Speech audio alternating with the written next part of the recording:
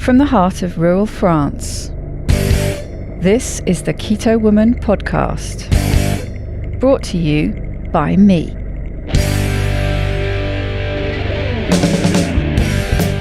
Hello Keto Lovelies, I'm Daisy Brackenhall, and I've spent most of my life struggling with my weight and confidence, and have always had a difficult relationship with food. Even when I finally got to my target weight after weight loss surgery and eating low carb, I couldn't maintain it and I was miserable. I've been keto now for over 2 years, and it has given me the freedom to fall in love with food again, without the constant gain, loss, guilt, virtue cycle of before. Health and happiness is where it's at now, running on fat. Welcome to the Keto Woman podcast. Each week I'll be chatting to inspirational women, maybe even the odd man, to discover the secrets to their success so that I can share them with you. So what is keto? Keto is a way of eating that enables you to switch your body's main fuel source from sugar to fat. Who doesn't want to be a fat burner? But how do we achieve this? A great place to start is by keeping carbs under 20 grams a day. So things like leafy greens and above ground vegetables, plus some nuts and seeds and the incidental carbs you find in things like dairy. Moderate protein scaled to your lean body mass, and then fat to satiety. Once you're in the swing of things, you can tweak it to suit you. Make your own personalised keto. I'll be asking my guests each week what their keto looks like to show you just how flexible and fabulous this way of eating can be. I'm not a doctor, and most of my guests won't be either, so we can't give you medical advice. It's always best to work with your own doctor because they know you and your medical history, and so have access to the bigger picture. Thank you, Sandy Smith, for supporting me in this podcast by making a pledge at my Patreon page. Would you like to hear your name here at the top of the show? Are you enjoying this podcast and would like to help me make more episodes? Then head over to my Patreon page at patreon.com/KetoWoman or hit the support button on the Keto Woman podcast website. It means a great deal to me, and you will get to headline the show just like Sandy did today. It's not long now till the Keto Fest Kickstarter kicks off, and we want to hear from you. I thought it would be nice to get your voices heard on social media to help us spread the word and make Keto Fest 2019 the best yet. Maybe you came last year and want to share how great it is and why you're coming again. Maybe you haven't made it yet, but this is your year, the year you're coming to Keto Fest. Tell us and the world why they need to come to Keto Fest 2019. It's easy. If you have an iPhone, you can use the app Voice Memo that comes pre-installed. If you have an Android, I think you may need to install an app. Apparently Voice Recorder is a good one. You need to keep it fairly short and sweet, as both Twitter and Instagram have a 60-second limit. Hold the phone nice and close to your mouth so that we get a good, clear audio. I need you to start the recording with 5 to 10 seconds of silence so that I can clean up the background noise. Then away you go. Tell us who you are, where you're from, and why you will be supporting Keto Fest 2019. I'll be editing it, so don't worry if you mess up a bit. Just say it again and keep going.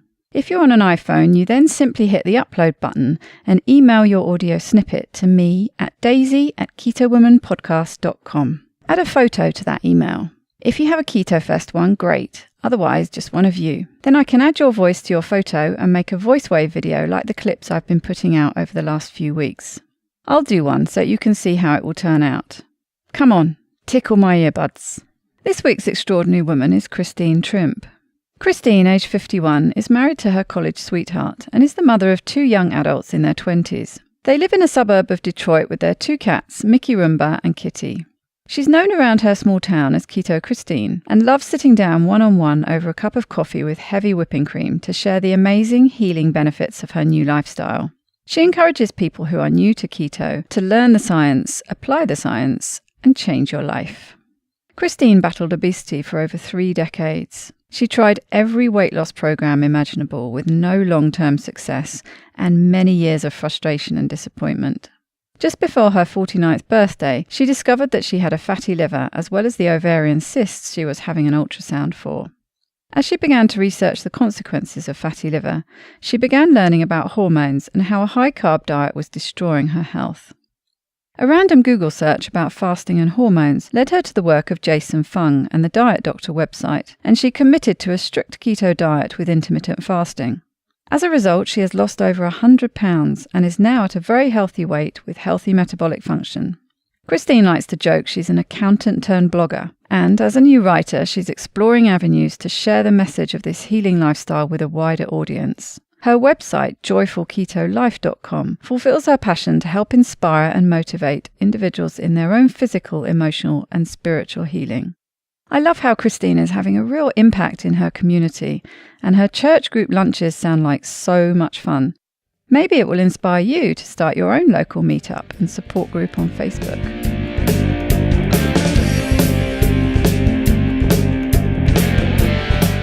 Welcome, Christine, to the Keto Women podcast. How are you doing today? Oh, I'm doing so great. Thank you so much for having me, Daisy. I'm very excited to be talking to you. And being a true Brit, I have to ask you about the weather. I can see lots of snow behind you. Oh, yes. We're going through a rather wintry season right now here in Michigan, and we've had snow and bitter cold. But January's done, and we're looking forward ahead to spring now. Yeah, wait for all those spring flowers to come up, and the sunshine to come up, and that snow to melt. Yes. Fortunately, we have had quite a bit of sunshine, so that does help get us through the month of January here. It does, doesn't it? And that's something nice about snow, really, I think, when the sunshine is out. As long as it's not too deep and too cold that it stops you doing things. Yes. It's actually quite a lot of fun. And to be honest, snow days when you're a kid especially are fantastic, aren't they? Because you get to build snowmen. Yes, we've had I don't have little kids any longer. My kids are young adults, but yes, we've had 3 snow days this week for the kids in our area. So I'm sure they've been enjoying that. Is there a maximum age to get enjoyment out of building snowmen? I don't think so. I don't think so. No, my daughter, she would be out there in a heartbeat if it wasn't so frigid right now. It's been really cold too. So that's the only problem, is it, when it's really biting? Yes. Okay, so enough Brit talk asking about the weather. That's true. Tell me about you. Well, I'm so excited to have this opportunity to talk to you and about how the ketogenic and intermittent fasting way has completely changed my life, 100%.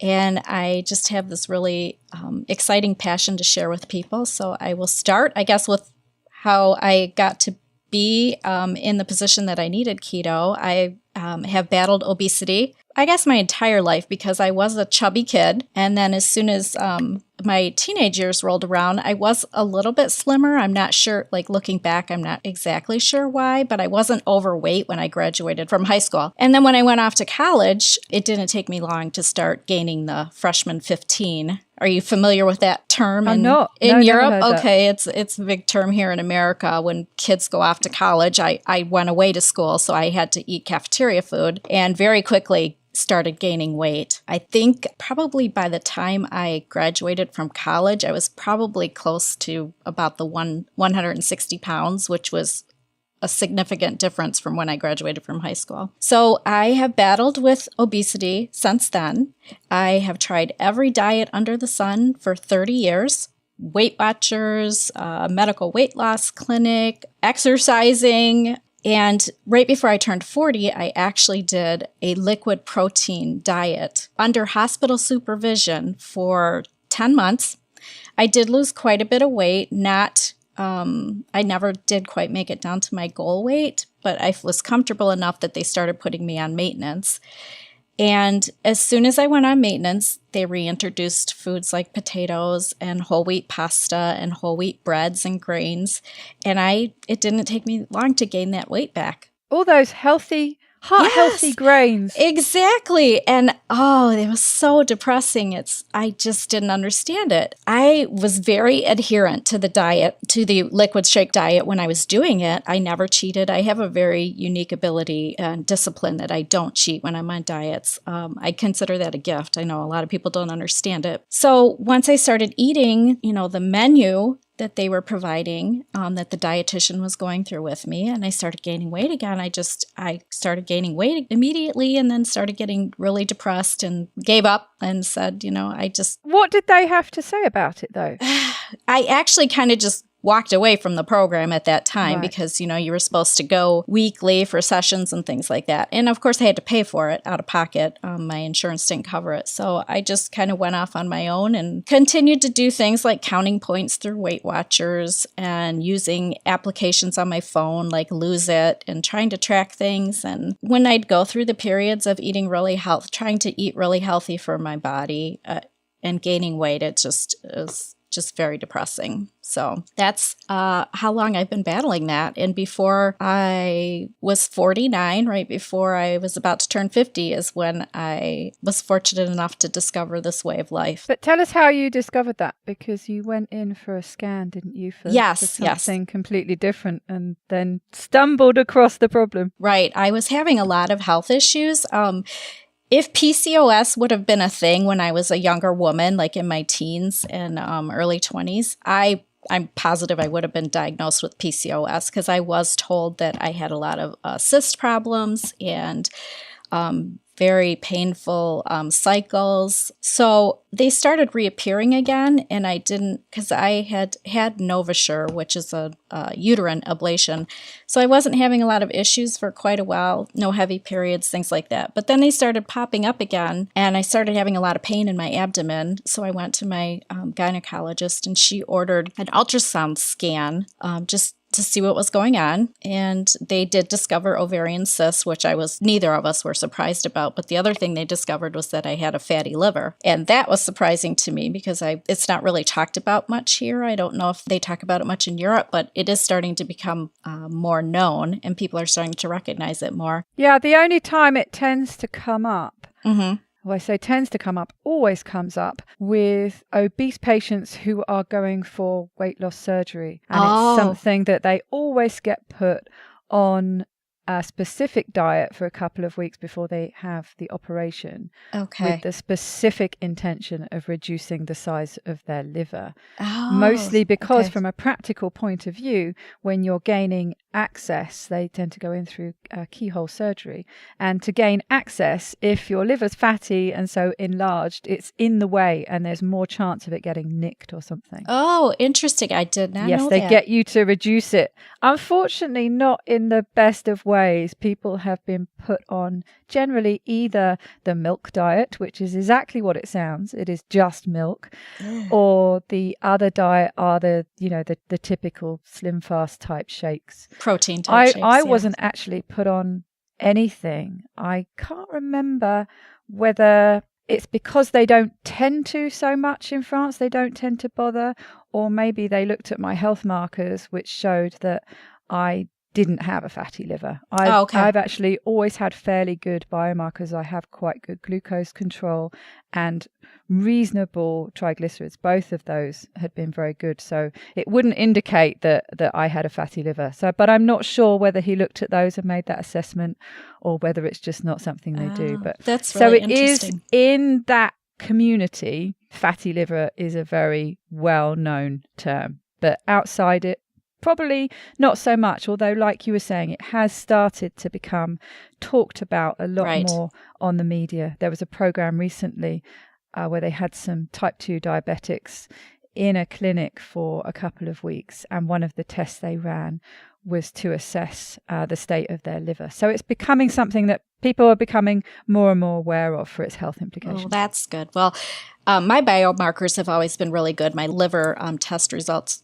would never have indicated that my liver was filled with fat like that. But I probably would have found it out eventually because I was considering weight loss surgery. And I had a consultation in January of 2017, actually, but I had to cancel it because our insurance changed and then insurance was not going to cover our weight loss surgery any longer. So I canceled that. And that was just such a godsend because on January 13th, 2017 is when I discovered keto and intermittent fasting. That was like divine intervention, if you ask me. So I was kind of disappointed that insurance wouldn't cover the weight loss surgery. But then on then I was given this gift instead. So very happy It's about that. funny how things work out sometimes, isn't it? Yes. You think something's a real disaster and it's ruined everything. Right. Actually, it opens up a much better opportunity. Yes. And how did you discover it? I always find it interesting to ask people because for some it's a book. Gary Taubes is one of the most common books I hear people citing. But what was it for you? All right. So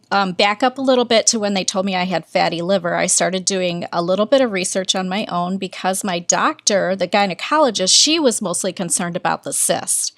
And she said, let's give it 3 months and retest the cyst with an ultrasound. That's all she was really willing to do. So I myself had to go into the internet and start looking up fatty liver. And that's when I really started becoming concerned. And that's when I started stumbling on things about our hormones and how hormones control so much in our body that we've never talked about that. Even being in that hospital program, they never brought that up to me, anything about hormones, about my insulin. They did tell me I had metabolic syndrome, but they didn't tell me anything more about that other than you need to lose the weight. So I started doing some research. Nothing about actually it's not your fault. It's the way your body's working that makes it impossible for you to lose weight. So that gives me to the most exciting point, and answer to your question is how did I find keto? So I'm doing all this research and I decided that I'm going to quit sugar. So I did that on March 10th. 2016 is when I quit sugar.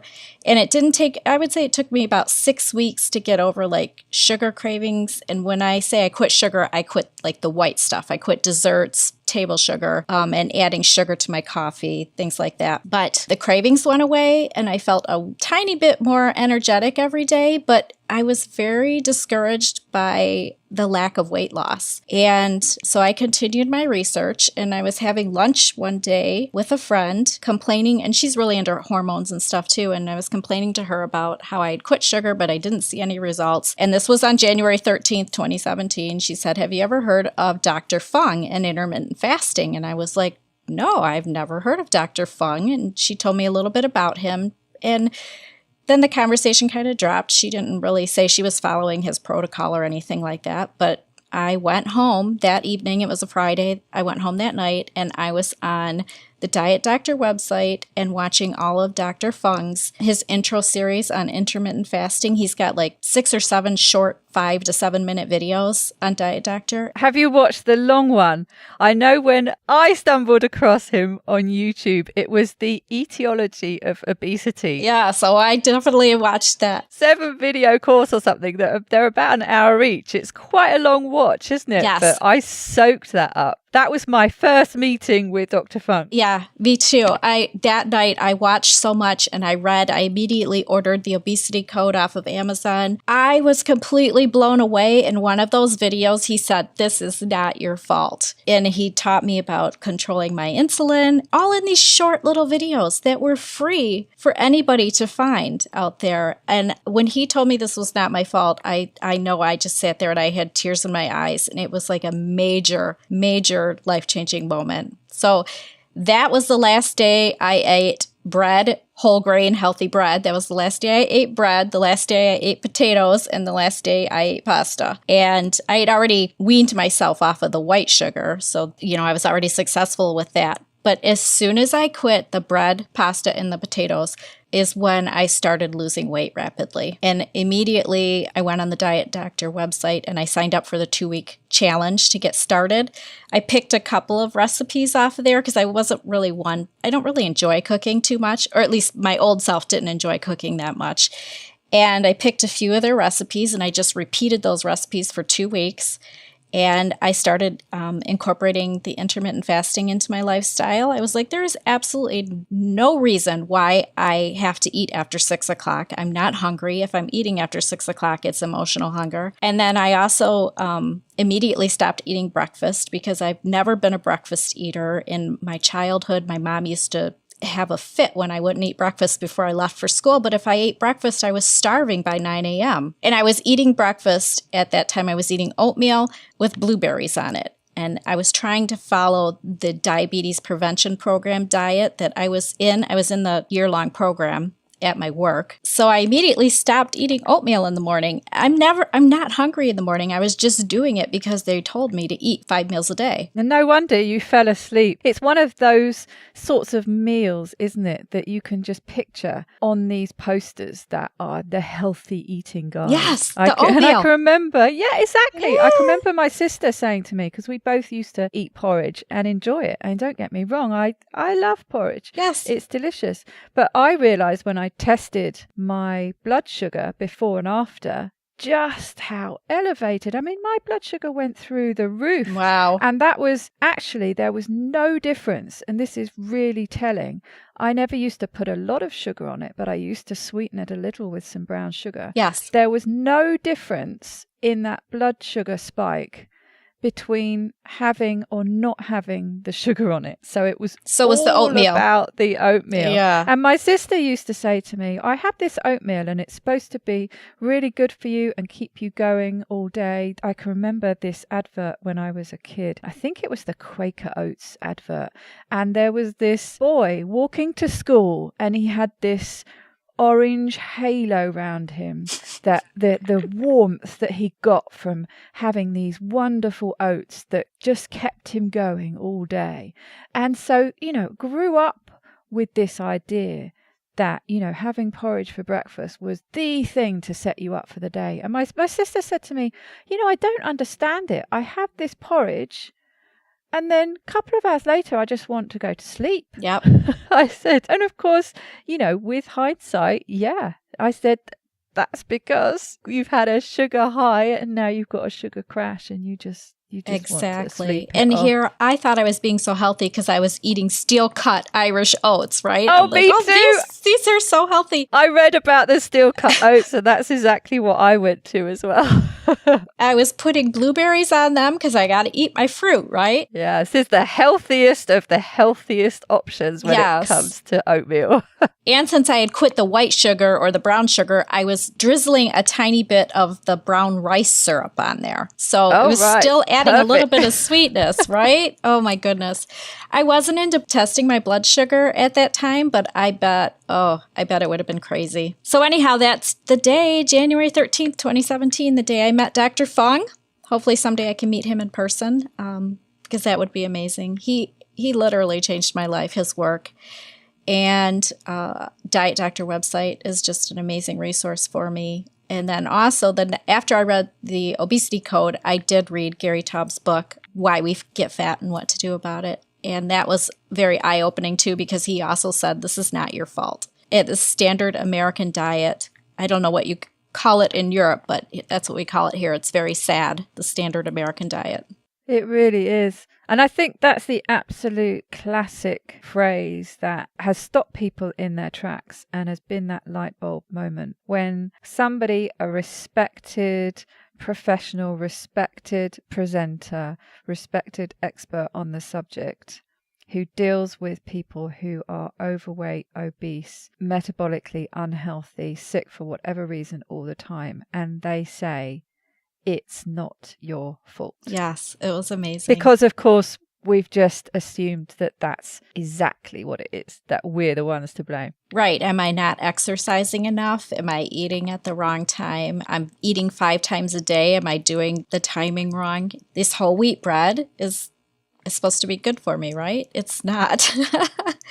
It's amazing that I found out how much healthier I could be by not eating bread, potatoes, and pasta. I have an Irish background. I used to love potatoes. I don't miss them at all anymore because I know what they do to me. I have to say that is the one thing that I do miss. The potatoes? Yeah, and I've never really completely got over that. Don't get me wrong, I don't crave them all the time at all, and I can perfectly happily do without them. But they are the thing that when I'm out for a meal, I will maybe have a few chips or fries, as you call them in America. But it's very occasional, and I don't have very many. And what amazes me actually is that I can get something like a typical plate here, steak frite. Okay. So, steak and fries. And I'll mostly, obviously, focus on the steak, and I'll have just a few of those fries and I will leave the rest. And I never would have done that. It's Never. amazing how empowering it is that we can touch a couple of French fries and leave the rest alone. I did have a couple of French fries when I was in Ireland last spring, because I was in Ireland for 3 weeks. When in Ireland. I had to have I had to have some sort of potato, right? Because I knew I would get harassed by my family and friends at home. Like, You'd be deported. Yeah, you don't have to be so obsessive, do you? I'm like, yeah, okay, I will try. And I was with my daughter, and she totally respects and supports my lifestyle. So she didn't harass me or anything, but she was like, it's, Mom, it's not going to kill you. So let's do this. I'll hold your hand.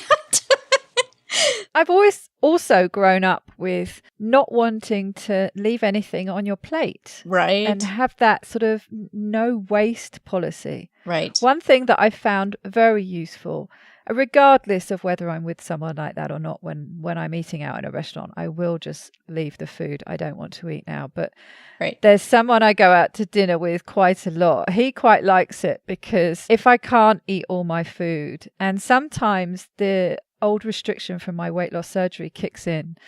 I can't predict when it's going to kick in, and it might kick in halfway through my steak or something, and I can't finish it. And so he tends to finish up all the bits and pieces, and especially with dessert, like I might have a mouthful, and then the rest he gets to have all that if he wants. So he quite likes going out to dinner with me. Right, for sure. So tell me what happened. How quickly did all the changes and benefits happen to you after you started eating this way? They started happening amazingly fast. Within those 2 weeks that I was doing the 2-week challenge that Diet Doctor offers, I started feeling so much more energy. I was buzzing around the house. My husband is asking me what's going on. I'm assuming I slipped into ketosis pretty easily because I had already quit the white sugar. My exhaustion started disappearing. The brain fog started going away. And I was convinced within a few days that this was the lifestyle that was going to work for me. Tell us some of those real measurable results that you saw. What issues that you'd had before that went away or improved, and over, what kind of time period. I think I seem to remember looking at your notes, sort of the difference in a year was quite astounding. Yeah, it was quite amazing. And I actually did a blog series about everything that keto's healed for my body. Of course, the weight loss is amazing, and it's enabled me to, go about my day much easier. But my blog series, I talked about how I cured my chronic exhaustion, cured my obesity, reversed my non-alcoholic fatty liver disease. I reversed my obstructive sleep apnea and my need for a CPAP machine. I no longer get migraines and headaches. I used to get migraines monthly with my cycle. I would usually have headaches daily, and I'm convinced that that was because of sugar. I no longer have any joint pain. I don't feel inflamed, and I'm positive now. I actually have a doctor's appointment tomorrow to see my functional medicine doctor, but my insulin I ask her to test my insulin every appointment. My last 2 times my insulin has been in the normal range. So I have considered myself healed from insulin resistance and metabolic syndrome, or under control with the insulin resistance. So fantastic. Yes. So those are the exciting things that I wrote about, because those are real improvements in my health that have just completely changed my daily life. I no longer want to come home and just sit on the couch all day and do nothing. And I'm on the go, like go 24/7. And I tell you what I love about a couple of those blog posts, and we will list those in the show notes so people can go and find them and read them for themselves. But it was a couple of the earlier blog posts, I think, and what I particularly liked were the pictures of how you were feeling and what practically you were able to do. So there was one in particular, I think you can remind me, it was some falls somewhere. You went on an 8-mile hike, and there are some wonderful pictures of you, obviously, really having a good time and really pleased with yourself that you'd been able to do this, because you wouldn't have been able to do it before. Right. That was actually the picture I used for the blog post series, was me standing at the top of the summit. in Glendalough National Park in the Wicklow Mountains in Ireland. When we were on that 3-week vacation, that was the last full day that we had there. We went on an 11-mile hike, which is something I never, ever would have done in my previous life. And I stood at the top of that summit and I made my daughter take a picture of me holding my arms up because I kicked her butt that day. And my daughter's an athlete and she was like, I can't believe that I'm having a hard time keeping up with you, Mom. So it was a really exciting day for me. And I was glad that she was there with me to realize that because she obviously knows my struggles all these years. And so, yeah, 11 miles and fasted too. So wow, that was really exciting. Yeah, it was a beautiful day. One that I will never forget. And I'd love to go back and repeat it. So you make use of intermittent fasting quite a lot? Yes, I do. I did a lot of intermittent fasting through my weight loss portion of my journey. And in what sort of form did that take? A sort of a daily intermittent, or did you have blocks of time? My normal schedule was I did 3 42-hour fast weekly. So normally I wouldn't eat on Monday, Wednesdays, and Fridays. And that fit perfectly into my social schedule. Like on Monday nights, I went to an exercise class, so there wasn't any time to make dinner. On Wednesday nights, my kids were at church youth group, so they weren't around, so I didn't have to cook for them. And Fridays was just something at the end of the week. I just kind of, that's how I ended my week. So I would eat 2 meals a day on Saturday, Sunday, Tuesday, and Thursday, and I would eat around noon for lunch, and I would always be done eating by 6 p.m. for dinner. So 2 meals a day, 4 days a week, and then 3 42-hour fasts during the week.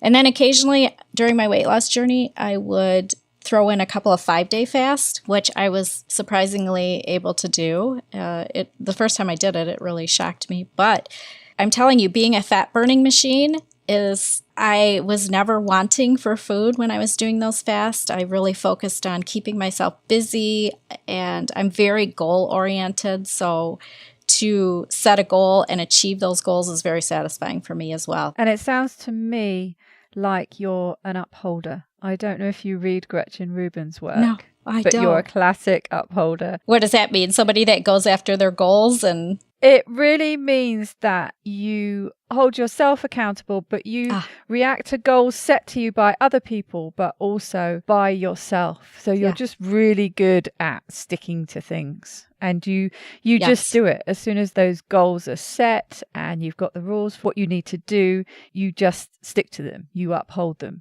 That's Whereas awesome. Somebody like me, who is a rebel, is the absolute opposite of that. So when you were saying people can't understand, I'm the type of person who can stick to a diet really easily. I'm one of those people who finds that difficult to understand. Not because, I know there are people who can do it, but I can't very easily. There are ways of getting around the barriers that rebels put up, but it's a slightly more tricky process. Wow, that is really interesting. I'm going to get the name of that book from you because, like I said, sometimes I feel really bad when I'm talking to people and they're struggling, and I'm trying to empathize with them and how to hold their hand through these days that they're having a hard time. So I would love to read that book so that I have a better understanding, because I've started feeling bad that I don't struggle with this, and I don't think I should feel bad about that. No, you definitely shouldn't, but it's very, very useful. Yes. If you can find out which tendency somebody else is, yes, you can work out the best strategy, not only for how you communicate with them, right, but how to tailor an approach that's going to work for them. That is awesome. I'm glad you brought up upholder, because that is really fascinating to me now. So, because this is something that I've been struggling with for the past couple months. Like, how do I deal with this? So I'm sure that'll be very insightful. Absolutely. And your family must have, they've obviously noticed a dramatic change, but I mean, they must be so proud of you. Yes, I do believe that they are. And like I mentioned, my daughter's an athlete, so it's fun for her that I'm able to do stuff when we're out hiking and just being out for the day and not getting tired. And my husband is extremely proud of me. I know he talks about me at work all the time, and he brings up bacon and he brings up my website to people, and they have a running joke in his office about how much bacon I eat, and I get to hear about that all the time. But yeah, he's really proud, and he's a big support system. And he's actually the one, actually my entire family is the one that has encouraged me to share my passion with other people. And like my kids were saying, Mom, you need to start a YouTube channel. And I'm like, I'm not a YouTube star. And, that's their age. They're young 20s. So they've been encouraging me all along to share my passion, and I'm trying to do it in a way that I'm comfortable with. Absolutely. And then I have a ton of friends at church that I support, that I've started on I call it my keto train. Lots of friends have followed along, and I have a private Facebook group that I manage for them to share tips and stuff, because they were starting to ask me to get together individually one-on-one. And I love to do that. I love to sit over a cup of coffee with heavy whipping cream with them and talk to them about it. But it got to be too much because I was working full-time as well. So I was like, I'll start this group for everybody. And I've got about 170 people in there now, mostly people that I know.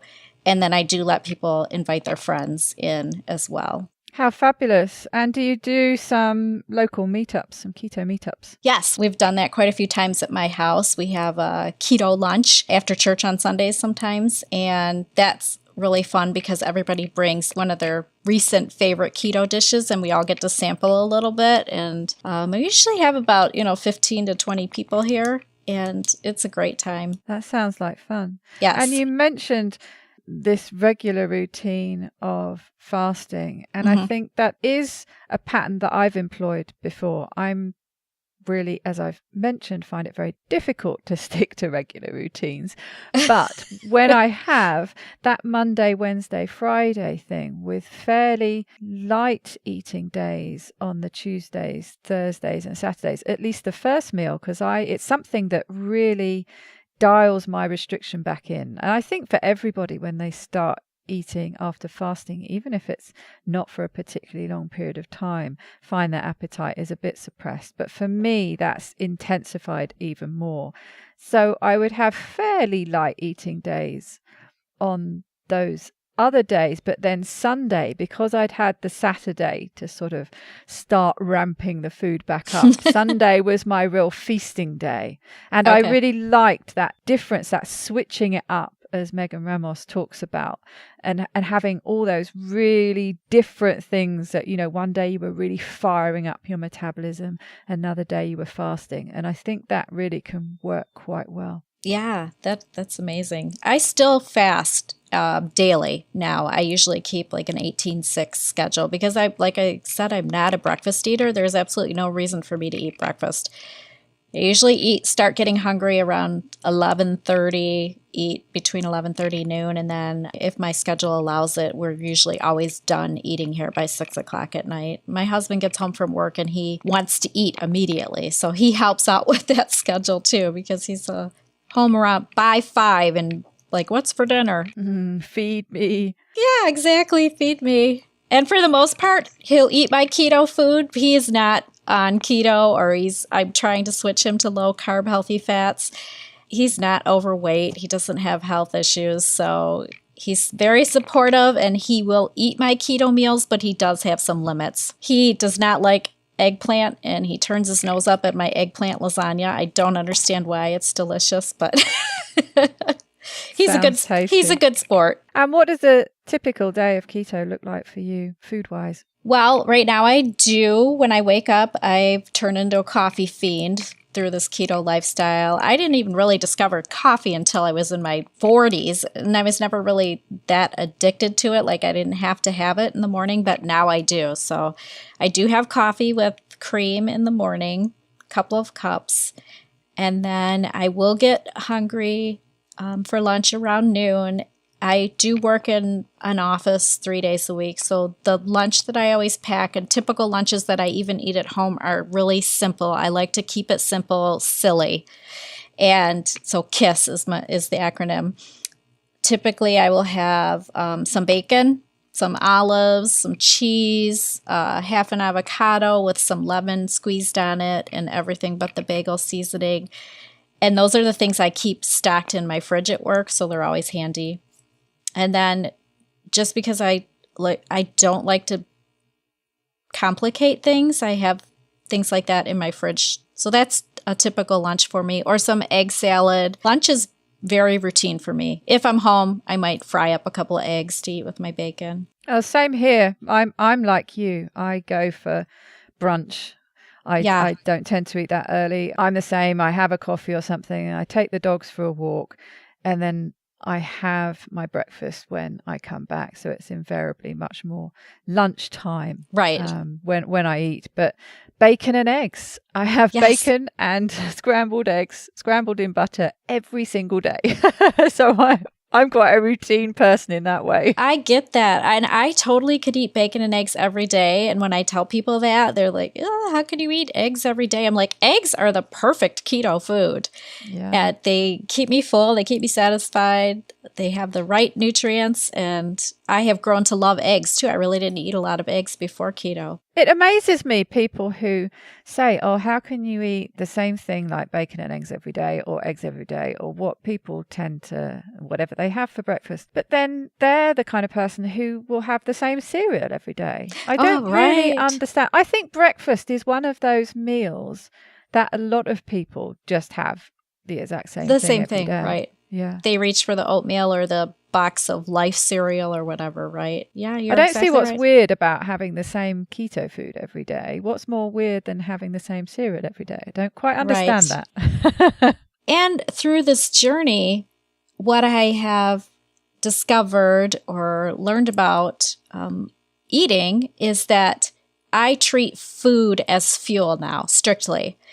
So I'm not obsessively thinking about some type of food that I'm missing out on, or some type of food that I could replicate as a keto recipe. Food is strictly fuel to my body. And that's another reason why I could eat bacon and eggs every day, because I know my body needs that fuel, and I can go about my day after I've had a lunch like that. And that's very freeing. That's another part of the freedom of eating keto too. Yes, I can't say that I've lost my passion for food and liking variety and liking different tastes and playing with recipes and things. But yes, I like the fact that I suppose the extent I go towards that is just feeling like I'm in control rather than the food being in control of me. That is exactly. That's all part of our journey too, right? And so what's for typical dinner? So a typical dinner, I have a new appreciation for pork too. I cook pork quite a bit. My favorite recipe is the crispy skinned pork shoulder or butt. You know, it's nice, got a nice fatty layer on it, and it crisps up, and that is my favorite way to prepare meat. We eat steak quite a bit, and if I need to do a quick dinner, I just will do a hamburger patty with some cheese and some pickles. And as far as side dishes, I love to eat cauliflower, make it into a cauliflower mac and cheese or roasted cauliflower. I do make some keto casseroles, like with some meat, and of course they're all lots of cheeses, and I'm very thankful that I'm not intolerant to dairy. I don't know how I would be able to do keto without cheese, because I love cheese. I've always loved cheese, and I didn't have to give that up, which was another great asset about keto. I really do keep it really simple, Daisy. I do like to cook now if I find a good keto recipe that a friend has shared, or like, you have to try this. We post a lot of food pictures in that Facebook group I have. I will try things on the weekends. I get a little more adventurous, but the work week for me is pretty busy, and I try to keep it simple. Yeah, I do too. And actually, one of my favorite regular meals, which is what I had last night, is to roast chicken thighs with some salt on so the skin goes wonderfully crispy. Mm-hmm. And I've always preferred the darker meat with chicken anyway, so I just love chicken thighs. And I literally just have a couple of those with some mayonnaise, I love Oh, that. that sounds one of my favorite regular dinners. easy and something I should try because I do like chicken. I just don't think to eat it a lot. I'll give that a try too. For sure. So you've touched upon how you've started a blog and you're thinking about YouTube and all the things. Tell us a bit about what you're doing. We were talking a little bit before about how I found a number of people, especially those I've interviewed, who have gone on to use their passion for keto to help other people and sometimes turn it into an income, a job for themselves.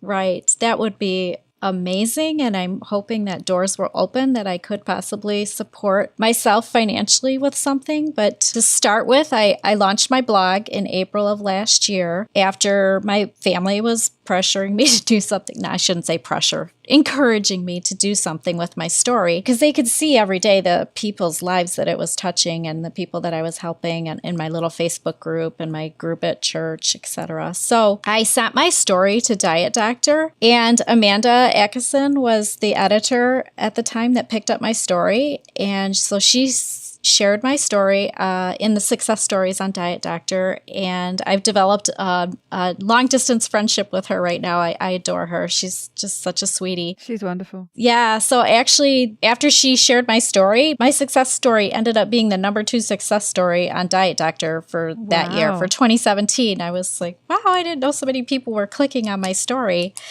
And so I started sharing the Diet Doctor links on Twitter, and some random person who had just started doing keto reached out to me in a message on Twitter. I'm not very active on Twitter, so when I got a message, I usually tend to ignore those. But for some reason, I opened his message, and he's a web developer in the States, and he just said, I'm really touched by your story. I really think you could help a lot of people. You need to build a blog or you need to build a website. And I told him, I said, I have absolutely no idea how I would build a website. I'm not a technical person. I'm an accountant. And he helped me completely start the website, gave me all the tools that I needed, gave me encouragement. And I tried to pay him, and he would not accept anything from me. He said, just keep sharing your story. It's amazing. You're going to help so many people. And so shout out to Chris. His name's Chris. And I was just completely blown away and encouraged by his support. How fantastic. I just jumped on board. And fortunately, my husband is a software programmer, so he's able to help me. He's not a web developer, but he knows enough. He knows his way around computers and technology enough so that he helps keep my website running. When he has spare time, he does work full time too. But anyhow, that's how I got to the point of launching my blog in April of 2018. And it's called? It is called joyfulketolife.com because I picked joy. That is my hashtag saying is choose joy always. And this lifestyle has just completely restored my joy in life. I think joy is one of those words that just is so hard to describe and to put into words. It's just something that bursts forth from your heart, And I like to share that joy with everybody that I encounter on a daily basis. Yes, well, that's what I saw captured in the pictures I mentioned earlier. Thank you. That's what's lovely to see. Yeah. It's always fantastic to hear about people who've lost, especially a significant amount of weight, because, I know personally how much difference that makes just from a purely physical, practical point of view. The things that you're able to do, the things that you're able to do without pain and frustration all the time. But what I really like to see is the specific things that people are able to do that brings them joy because of that weight loss. Not the weight loss on its own, but what comes about because of that. Right. I mean, the fact that keto took away my chronic exhaustion, it just enables me to be able to do all of that. And I don't know if I mentioned to you that my story was featured in a national magazine here too last month. It's called First for Women. Wow. And a journalist reached out to me. She found me on Diet Doctor as well. And she reached out to me, and she does a monthly series on tiredness, cures for tiredness. And so she picked up my story. It was a 2-page spread in this magazine. I got to go for a professional photo shoot and professional makeup and everything. It was a lot of fun. How exciting. Yeah. So that was in a December edition on newsstands. So that was really exciting and fun. Those are the kind of doors that I would never have expected to open, and I could walk through and share my story. And if it just inspired one person to change their life, then it was really worth it. And I've heard from quite a few people through my blog. They have emailed me and said, I found your story in First for Women magazine. And it's really exciting to see and hear from them. I love to hear people's stories. Absolutely love it. Oh, me too. It's really what I love. Yes, talking about things that just crop up and opportunities that open up. I mean, that's why I'm here talking to you today. That's doing why what you're doing. I'm a podcaster. Right. Absolutely. That's all because of keto. It's all because somebody started a conversation with me way back over 2 years ago now on a weight loss surgery Facebook group. Okay. Challenging me about some rubbish I was spouting about good carbs versus bad carbs. Okay. And she showed me the science.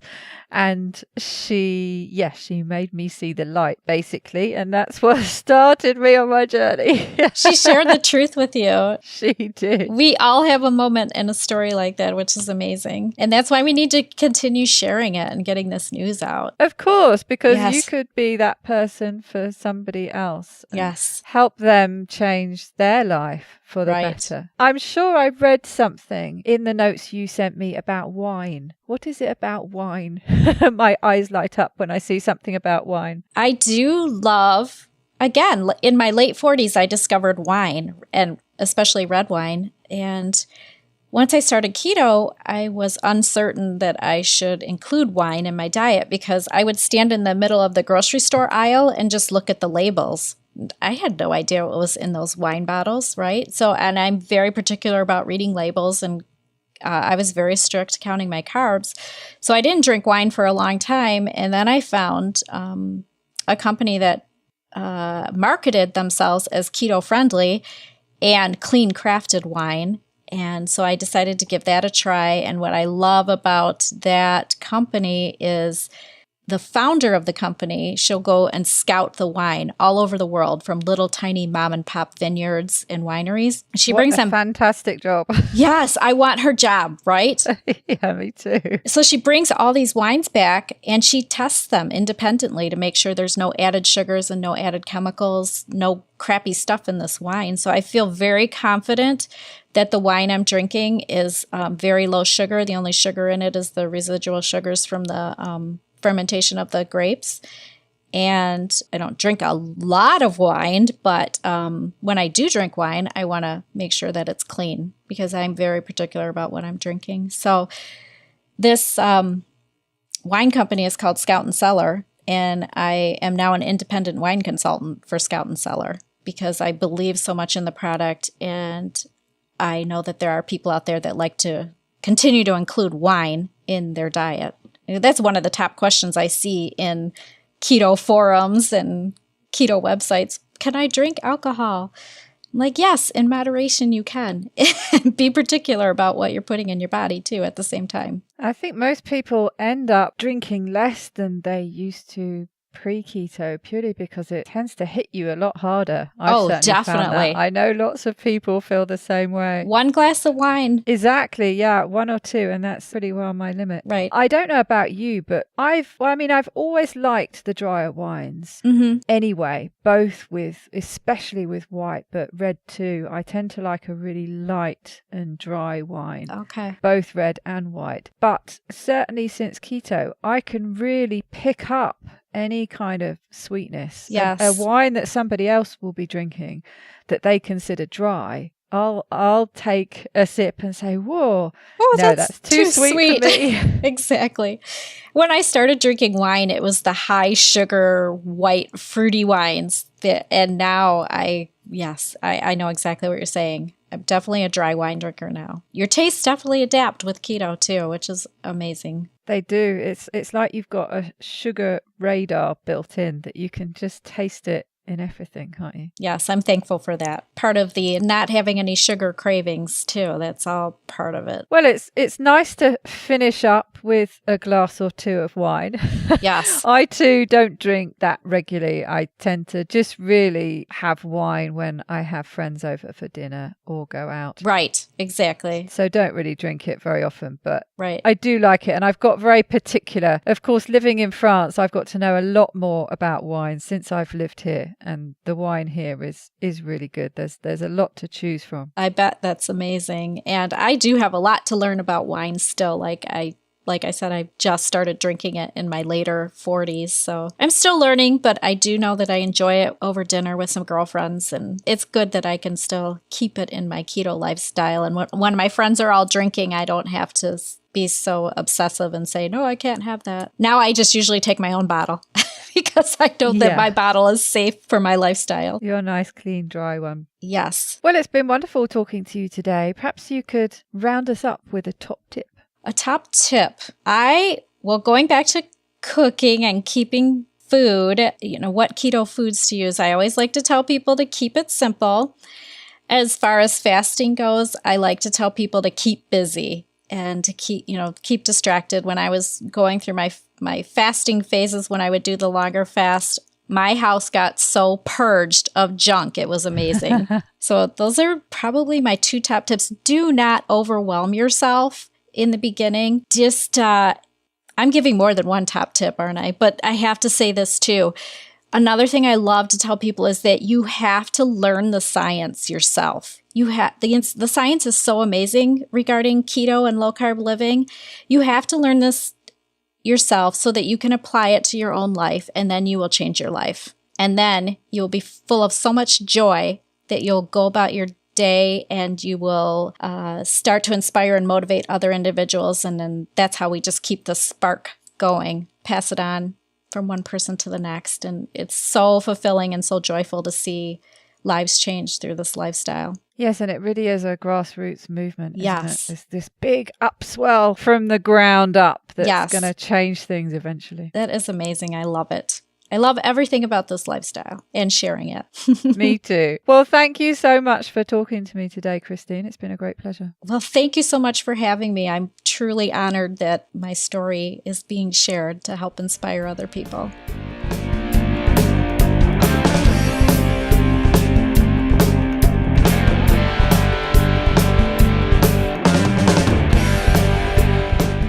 To get the resources and links from the show, please go to ketowomanpodcast.com. Are you my next extraordinary woman? Maybe you've got an idea for a show, a topic you want to hear about. Let me know how I can tickle your earbuds by dropping me a line at daisy@ketowomanpodcast.com. If you fancy joining me on this exciting adventure and want to help me create new episodes, please go to my Patreon page at patreon.com/KetoWoman, or simply hit the support button on the Keto Woman podcast website.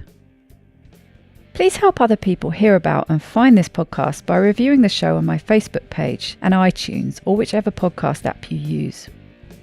It doesn't go unnoticed by me, the people who regularly like, share and comment on my posts. Your support means the world to me. Thank you. This week's quote is from Colette. I went to see the film this week and really enjoyed it. This quote was right at the end just before the credits, and I thought it went really well with living a joyful keto life. Quelle vie merveilleuse j'ai eue. J'aurais seulement voulu de l'avoir réalisée plus tôt. What a wonderful life I've had. I only wish I'd realised it sooner. Bye bye, Keto Lovelies.